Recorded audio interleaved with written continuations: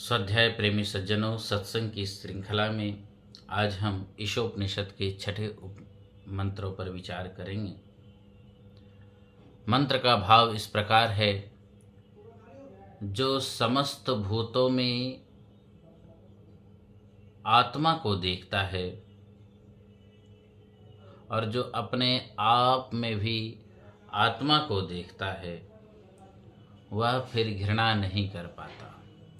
अर्थात जो समस्त प्राणियों में अपने आप को देखता है और अपने आप में समस्त प्राणियों को देखता है, वह व्यक्ति इस कारण कभी घृणा नहीं कर पाता। मंत्र इस प्रकार है, यस्तु सर्वाणि भूतानि आत्मन्येवानुपश्यति सर्वभूतेषु चात्मानं ततो न विजुगुप्सते। मंत्र की जो अंतिम पंक्ति है वह बहुत ही विचारणीय है। वह कहता है ततो न विजुगुप्सते, वह इस कारण से घृणा नहीं कर पाता। घृणा नहीं कर पाता अर्थात दो चीजें होती हैं, जहाँ फूल है वहाँ कांटे हैं, दिन है तो रात है, तो जहाँ घृणा है वहाँ प्रेम है। तो मंत्र कह रहा है बहुत अद्भुत कि यहाँ पर हम घृणा नहीं कर पाते, इसका मतलब प्रेम प्रस्फुटित हो जाता है। और ये नहीं कह रहा है मंत्र की प्रेम उत्पन्न होता है। तो इससे ये ज्ञात होता है कि प्रेम कभी उत्पन्न नहीं होता, बस घृणा को हटा दो, प्रेम तो निरंतर बहता रहता है। अगर हम देखें कि घृणा क्या है, तो घृणा है दूसरे की विनाश की आतुरता ही घृणा है, और प्रेम का अर्थ है कि दूसरे की जीवन की आकांक्षा ही प्रेम है। हम सभी जो प्रेम करते हैं वह कहीं न कहीं घृणा का ही एक रूप है।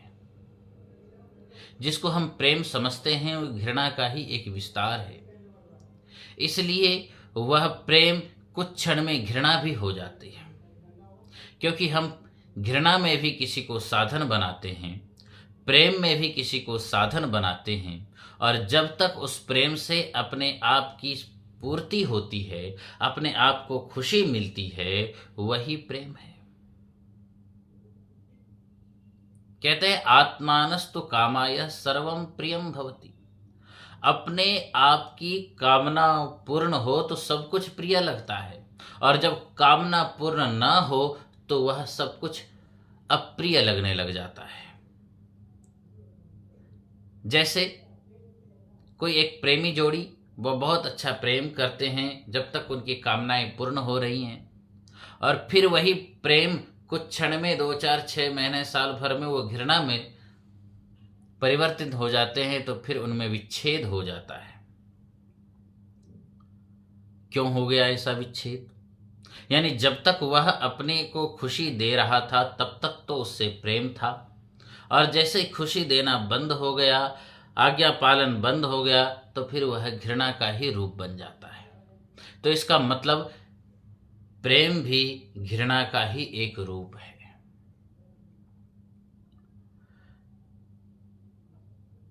जैसे पुत्र आज्ञाकारी है तो माता और पिता को लगता है कि मेरे पुत्र से मुझे बहुत प्रेम है, और पुत्र जब आज्ञाकारी ना हो, वह बातों को काटने लग जाए, बातों को अवहेलना करने लग जाए, तो उससे फिर घृणा उत्पन्न हो जाती है। ऐसे ही हमारे जीवन में प्रत्येक वस्तु से हमारा इसी प्रकार का लगाव है। उस प्रकार का लगाव नहीं है जिसको उपनिषद कह रहा है कि वहाँ पर घृणा नहीं होती है। कहाँ पर घृणा नहीं होती है? तो मंत्र कह रहा है कि जो संपूर्ण भूतों में अपने आप को देखता है और जो अपने आप में संपूर्ण प्राणी को देखता है, बस उसके अंदर से घृणा समाप्त हो जाती है। बड़ी अद्भुत और विचारणीय है कि घृणा समाप्त हो जाती है, इसका मतलब प्रेम ही प्रेम बच जाता है। तो यानी प्रेम तो निरंतर हमारे अंदर प्रवाहित है, पर उस पर अगर किसी भी चीज का अड़चन है, किसी चीज का बाधा है, अगर कोई चीज उसके बीच में रुकावट है, तो वह कहीं ना कहीं घृणा ही है। जिस तरह बहते हुए झरने की प्रवाह पर कोई बड़े बड़े पत्थर के बांध लगा दे तो उस समय उसके प्रवाह रुक जाती है, पर अगर दोबारा उसके प्रवाह को प्रवाहित करना है तो क्या हमें नया झरना देखना होगा या नया पानी लाना होगा? नहीं, बस उस पत्थर को हटा दे तो निरंतर ही उस धारा प्रवाह उसमें बहते चले जाता है। इसी प्रकार आप देखें कि प्रेम हमारे अंदर निरंतर ही विद्यमान है, पर हम उसमें घृणा को हटा दें तो देखिए प्रेम ही प्रेम है, क्योंकि हमारे अंदर घृणा का वो अड़चन, घृणा के वो पत्थर, घृणा के वो बांध बंधे हुए हैं जिसके कारण प्रेम प्रस्फुटित नहीं हो पाता, देख नहीं पाता, जिसके कारण व्यक्ति सबको अपने आप में और अपने आप में सबको नहीं देख पाता। एक बार की एक बात है कि राजा के दरबार में कोई विदेशी चित्रकार आते हैं और वह कहते हैं कि मैं बहुत ही बड़ा चित्रकार हूँ, आप कभी हमारी चित्र की कुशलता को देखिए। तो राजा ने बोला कि हाँ हाँ देखेंगे, पर हमारे दरबार में भी एक से एक चित्रकार है, तो हम आपका क्यों देखें? तो उस विदेशी चित्रकार ने कहा कि महाराज आप हमारी प्रतियोगिता करवा लीजिए उनसे। प्रतियोगिता का निश्चय हुआ।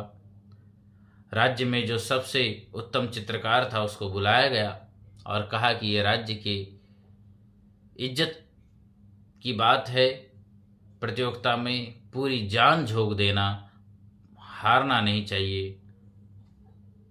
बात आगे बढ़ी। 6 महीने का समय दिया गया दोनों चित्रकार को। जो राज्य का चित्रकार था वो बहुत परिश्रम के साथ चित्र बनाना शुरू कर दिया, और जो विदेशी चित्रकार था उसने भी अपने दीवार के ऊपर पर्दा लगा दिया। दोनों की दीवार आमने सामने थे और उसने एक शर्त रखा कि 6 महीने से पहले इस पर्दे को कोई नहीं हटाएगा। राज्य का जो चित्र था, उस चित्रकार था, उसने बहुत ही परिश्रम करना शुरू कर दिया। उसकी परिश्रम की चर्चा राज्य में दूर दूर तक फैलने लग गई, और दूसरी तरफ जो विदेशी चित्रकार थे उस दीवार के अंदर प्रतिदिन जाता, और आश्चर्य की बात था, न वह रंग लेके जाता, न पेंट लेके जाता, न ब्रश लेकर के जाता था, और सुबह जाता था और शाम को ही वापस निकलता था, पसीने से लथपथ होकर के निकलता था। सभी लोग आश्चर्य हुए, ये कोई पागल व्यक्ति तो नहीं है जो प्रतियोगिता में कूद पड़ा है। चित्र बनाने की प्रतियोगिता है, न रंग न पेंट न ब्रश लेकर के जा रहा है, और पता नहीं अंदर घुस करके यह क्या करता है। और इधर राज्य के चित्रकार की प्रशंसा दूर दूर तक हो रही थी, इतने अद्भुत चित्र का निर्माण।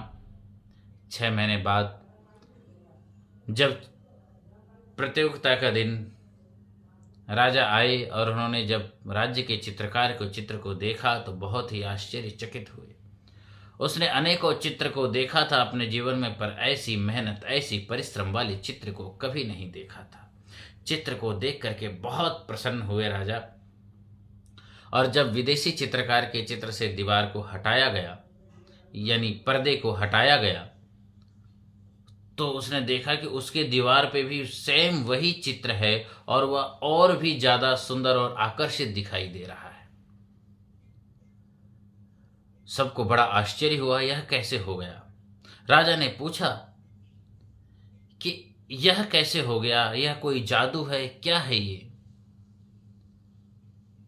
विदेशी चित्रकार तो प्रतियोगिता को जीत गया। फिर उसने कहा कि महाराज, मैं कोई चित्रकार नहीं हूं, मैं दर्पण बनाने में कुशल हूं, इसलिए मैंने सिर्फ दर्पण बनाया, और वह सामने का चित्र तो हमारे अंदर और भी अच्छे होकर के दिखाई देने लग गया, और वह चित्र इस तरह से दिखाई दे रहा था जैसे दीवार के अंदर हो। राजा ने बोला कि आपने मुझे पहले क्यों नहीं बताया कि आप चित्रकार नहीं हो, आप दर्पणकार हो? तो फिर विदेशी चित्रकार ने कहा कि मैं दर्पणकार भी नहीं, मैं तो एक फकीर हूं। राजा ने फिर आश्चर्य किया कि पहले आपने मुझे ये नहीं बताया कि आप चित्रकार नहीं हो, आप दर्पणकार हो, और अब आप बता रहे हो कि आप फकीर हो, तो फकीर को दर्पण बनाने का क्या प्रयोजन? तो फकीर ने उत्तर दिया कि महाराज, जब मैंने अपने आप को दर्पण बना करके देखा तो मुझे बाहर केवल दर्पण ही दिखाई दिया, इसलिए मैं दर्पण बनाने में कुशल हूं। व्यक्ति जब अपने आप को दर्पण बना लेता है, अपने आप को घिस घिस करके जब वह दर्पण बना लेता है, तो वही इस मंत्र को सार्थक कर पाता है कि यस्तु सर्वाणि भूतानि, यानी जो संपूर्ण भूतों में आत्मा को देखते हैं और अपने आत्मा में भी संपूर्ण भूतों को देखते हैं, उनके अंदर से घृणा समाप्त हो जाती है। हम सब के अंदर वह दर्पण होना चाहिए, वह दर्पण हम सब के अंदर है, बस उसमें घृणा रूपी धूल लगी हुई है। उस धूल के कारण ही वह दर्पण धुंधला दिखाई दे रहा है। वह धूल समाप्त हो जाए तो बस इस यह मंत्र और उपनिषद के इस सूत्र को हम सार्थक करके अपने जीवन को निरंतर आगे बढ़ा पाएंगे। अधिक न कहता हुआ अपने वाणी को विराम देता हूँ। इति ओम। शम।